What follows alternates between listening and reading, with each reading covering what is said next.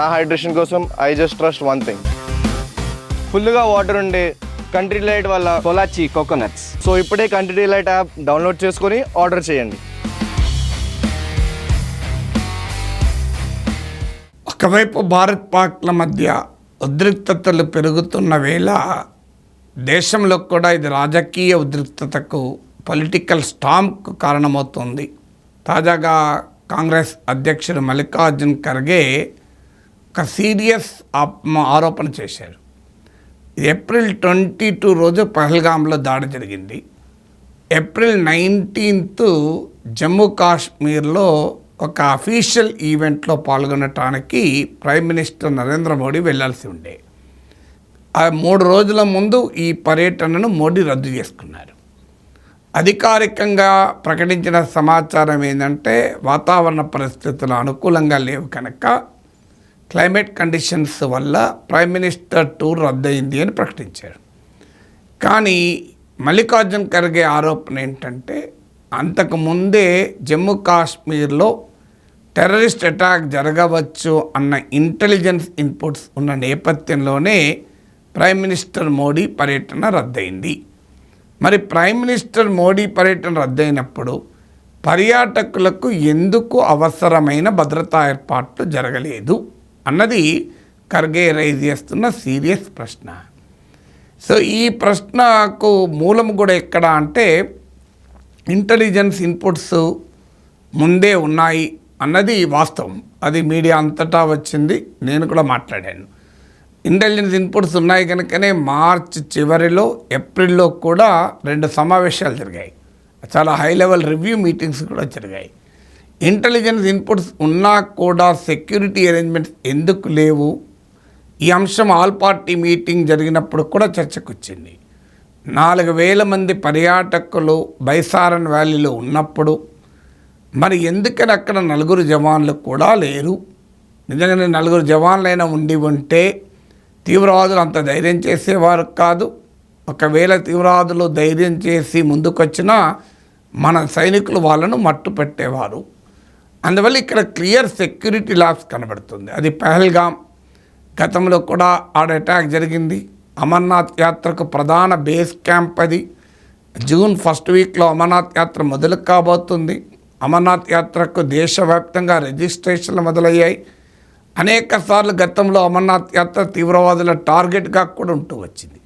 అన్నీ తెలిసి ఎందుకని పహల్గామ్ బైసారన్ వ్యాలీలో భద్రతాపరమైన ఏర్పాట్లు లేవు? జమ్మూ కాశ్మీర్లో అడుగడుగున సైనిక దళాలు, సిఆర్పిఎఫ్ దళాలు ఉంటాయి, మరి ఇక్కడ ఎందుకు లేరు అనే క్వశ్చన్ ముందుకు వస్తుంది. సో ఈ ప్రశ్న ఆల్ పార్టీ మీటింగ్లో కూడా అపోజిషన్ రైజ్ చేస్తే సెంట్రల్ గవర్నమెంట్ కూడా అంగీకరించింది సెక్యూరిటీ లాస్ జరిగిన మాట నిజమే అని. ఏ లోపము జరిగి ఉండకపోతే మనం అందరం ఇక్కడ ఎందుకు కూర్చుంటామని ఒక సీనియర్ మంత్రికి కూడా వ్యాఖ్యానించారు. అమిత్ షా వ్యాఖ్యానించారని కూడా వార్తలు వచ్చాయి. సో అందువల్ల security laws government of India admit చేసింది. మీకు ఇది అన్ని పత్రికల్లో టీవీలో వచ్చింది. భద్రతాపరమైన లోపం జరిగిన మాట నిజమే అని. అందువల్ల వాస్తవంగా ఇంటెలిజెన్స్ ఖర్గే చేస్తున్న ఆరోపణ ప్రకారం ఇంటెలిజెన్స్ ఇన్పుట్స్ చాలా స్పెసిఫిక్గా కూడా ఉన్నాయని.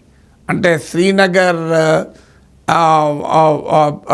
పరిసర ప్రాంతాల్లోనూ ఇతర కపుల్ ఆఫ్ అదర్ ప్లేసెస్లో కూడా స్పెసిఫిక్గా ఇక్కడ టూరిస్టులనే టార్గెట్ చేసుకొని హోటల్స్ పైన అటాకులు జరగవచ్చు అని.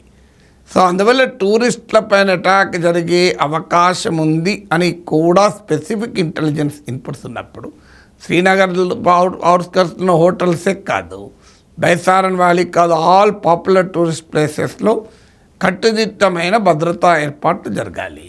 కానీ ఇక్కడేమో బైసారన్ వ్యాలీలో అసలు ఏమాత్రము జీరో ఏర్పాట్లు. అది ఎవరికైనా ఆశ్చర్యాన్ని కలిగించేది.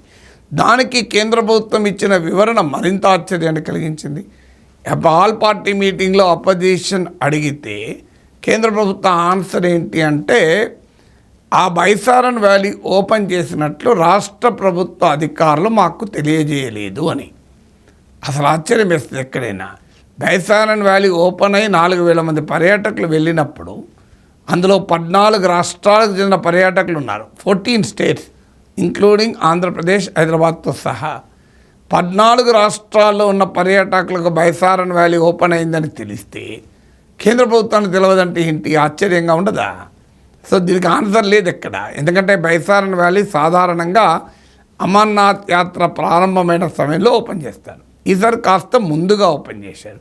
ముందుగా ఓపెన్ చేసింది కేంద్ర ప్రభుత్వానికి తెలియదు కనుక భద్రతాపరమైన ఏర్పాట్లు లేవు అని వాదన ఎలా నమ్మగలము?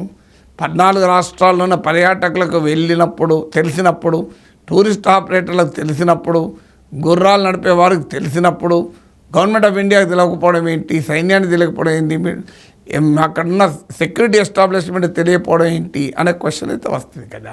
అందువల్ల క్లియర్గా there is a government side నుంచి సెక్యూరిటీ లాస్ ఉంది, భద్రతాపరమైన లోపం ఉంది. ఎందుకు ఇది ఇప్పుడు మాట్లాడాలి, ఎందుకు కీలకం అంటే ఇప్పుడు ఒక హిస్టరీ ఏం క్రియేట్ చేస్తున్నారంటే మనం అందరము ఐక్యంగా ఉండాల్సిన సమయం కదా, ఇలా మన లోపాలను మనమే ఎత్తి చూపుకుంటామా అని. లోపాలు ఎత్తి చూపినంత మాత్రాన పాకిస్తాన్ నేరము పోదు, పాకిస్తాన్ దుర్మార్గము పోదు. లోపంతో సంబంధమే లేదు కదా. సో లోపం ఉన్నా లేకపోయినా పాకిస్తాన్ ప్రేరేపిత తీవ్రవాదులు దాడి చేస్తారన్న మాట నిజం.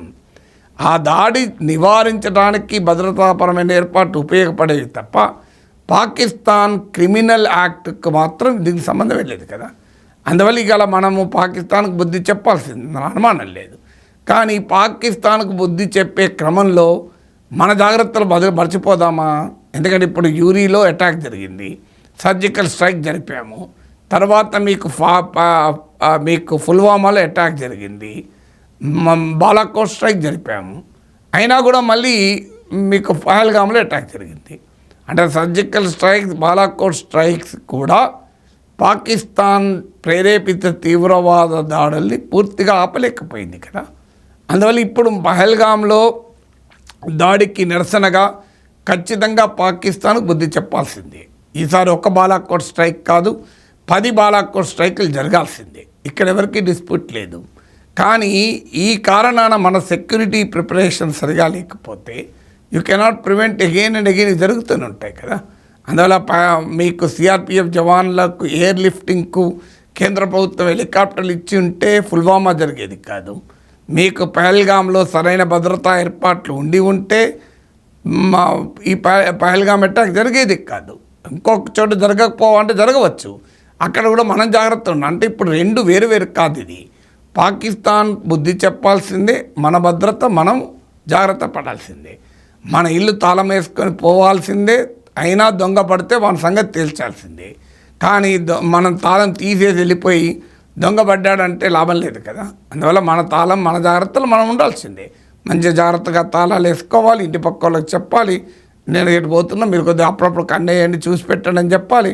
అన్నీ చేయాలి. అవసరమైతే ఈ మధ్య ఎలక్ట్రానిక్ డివైసెస్ వచ్చాయి కనుక అవి కూడా పెట్టుకోవాలి, సీసీటీవీ కెమెరాలు పెట్టుకోవాలి. మన ఏర్పాట్లు మనం చేసుకొని అయినా దొంగతనం జరిగితే దొంగల సంగతి తేల్చాల్సిందే. కానీ మన భద్రతా లోపాలను సరి చేసుకోము, మేము పాకిస్తాన్ పైన మాత్రమే మాట్లాడతామంటే అది ఎలా కరెక్టు? పాకిస్తాన్ సంగతి తేల్చడం అందరము అంగీకరించేది. కానీ ఇప్పుడు అది పాకిస్తాన్ సంగతి తేల్చాలి కనుక ఈ క్వశ్చన్స్ అడగద్దు, భద్రతాపరమైన లోపాలు మాట్లాడకూడదు అంటే ఏమవుతుంది? యూరీ అటాక్ జరిగితే సర్జికల్ స్ట్రైక్ జరిపాం, కానీ పుల్వామా ఆపలేకపోయాం కదా. బాలాకోట్ స్ట్రైక్ జరిపినా పహల్గామ్ ఆపలేకపోయాం కదా. మరి వీటి సంగతి ఏంటి? తీవ్రవాద దాడులు ఆపడం ముఖ్యం కదా, పాకిస్తాన్ బుద్ధి చెప్పడం ముఖ్యం. అంతే ముఖ్యమైంది తీవ్ర దాడులను నివారించడం కూడా. మన దేశ ప్రజల ప్రాణాలు కాపాడుకోవడం, శత్రువుకు అవకాశం ఇవ్వకపోవడం. శత్రువు బుద్ధి మారుతుందా అంటే పొరపాటున కూడా మారదు, వాటి నేచర్ అది. నేను అనేకసార్లు చెప్పాను, పాకిస్తాన్ ఒక పనికిమాలిన దేశం, దాని పనే తీవ్రవాదాన్ని ఎగుమతి చేయడం. అందువల్ల దానికి మనం బలి కాకుండా జాగ్రత్త పడుతూ దాని సంగతి చూడాలి. అందువల్ల ఇవాళ ఖర్గే అడిగిన ప్రశ్న చాలా కీలకమైన ప్రశ్న. నిజంగానే ప్రైమ్ మినిస్టర్ పర్యటన ఇంటెలిజెన్స్ ఇన్పుట్స్ వల్లనే రద్దయితే మరి ప్రైమ్ మినిస్టర్ విషయంలో తీసుకున్న జాగ్రత్త అవసరమే, మరి పర్యాటకుల విషయంలో ఎందుకు తీసుకోలేదు అనే క్వశ్చన్ అయితే వస్తుంది. ఇంకో పాయింట్, ఈ 4,000 మంది పర్యాటకుల్లో ఒక కేంద్ర మంత్రి ఫ్యామిలీ ఉండి ఉంటే ఎంత జాగ్రత్తలు తీసుకునేవాళ్ళు? ఓ గవర్నర్, ఏదన్నా ఒక రాష్ట్ర గవర్నర్ ఫ్యామిలీ ఉండి ఉంటే, ఎవరన్నా ఒక్క విఐపి ఫ్యామిలీ కనుక ఉండి ఉంటే పరిస్థితి ఎలా ఉండేది? ఎన్ని జాగ్రత్తలు తీసుకునేవారు? మన 4,000 మంది పర్యాటకుల విషయంలో ఎందుకు తీసుకోలేదు అనే ప్రశ్న అయితే వ్యాలిడ్ ప్రశ్న. అందువల్ల మన ప్రభుత్వం ఎక్కడైనా లోపం చేస్తే దాన్ని కూడా అడగాలి. అదే సమయంలో పాకిస్తాన్ పైన దాడికి సిద్ధపడాలి. ప్రభుత్వానికి అన్ని రకాలుగా మనం మద్దతుగా నిలవాలి.